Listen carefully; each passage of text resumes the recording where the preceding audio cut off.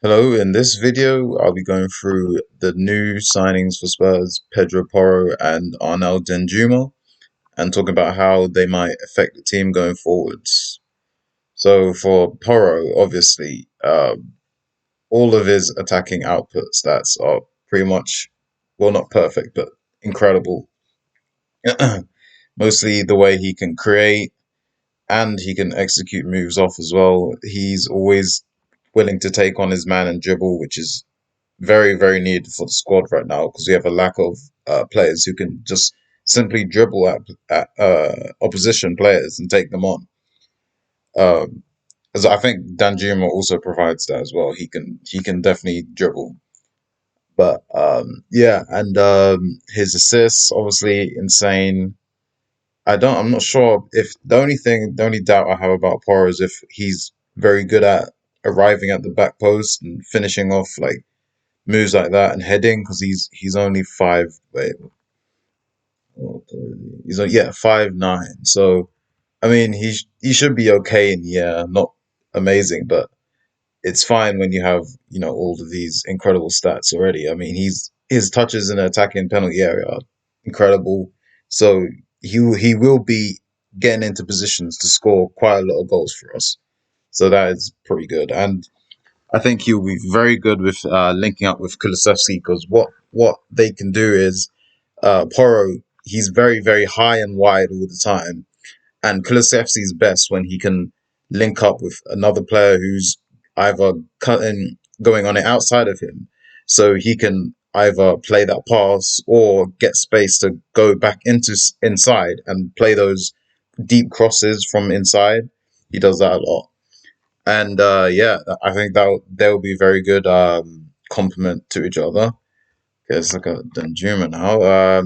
Obviously, he's not really had a great season, so all of these are quite down. But the thing is, I don't think he'll be very creative, but at the same time, he can definitely finish off moves. Like as you saw on his debut, he was there in positions to get into the box and finish these moves off. Where as Son, he's more of he likes to get involved in the play a lot more, even though he's not very good at it. But he wants to come deeper, and I think Danjuma is better at that way. Danjuma can come deep, take on his man, and not play like the final pass, but he will get into position to play a 1-2 and finish off moves like that. He's also quite tall. I think he's 6'1". Yeah, 6'1". So he has another aerial threat as well, which Son does not have. So I think he provides very good competition for Son whenever he's not in form or not fit. I don't think the drop in quality is that crazy, especially going off Son's form this season.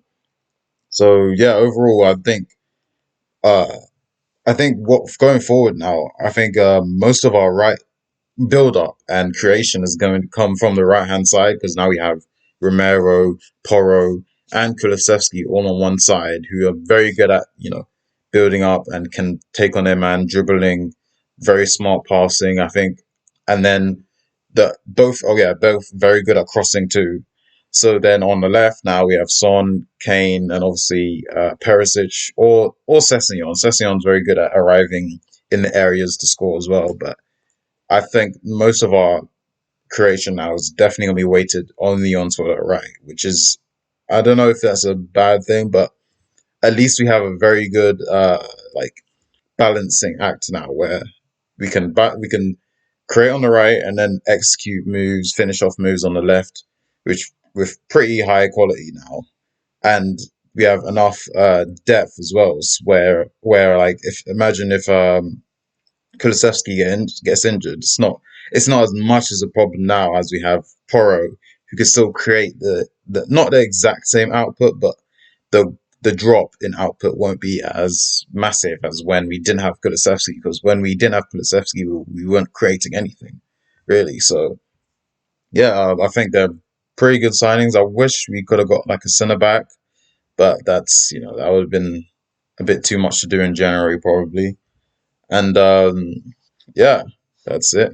Oh yeah, I'm glad that we got Brian Hill and Spence on loan. They needed loans. They were not. they were not going to get games, so but I'm not sure about Brian Hill. I think he's probably going to be sold in summer. At least with Spence, this will be a good opportunity for him to get regular game time and actually like compete. Because I think right now for Rent, they have.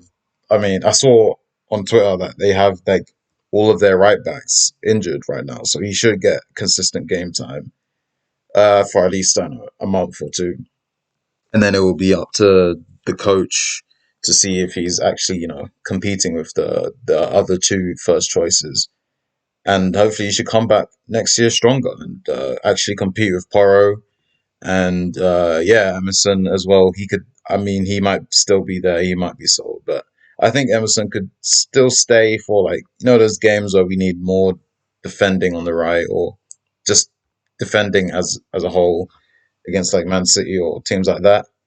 And yeah, that should be it. Cool.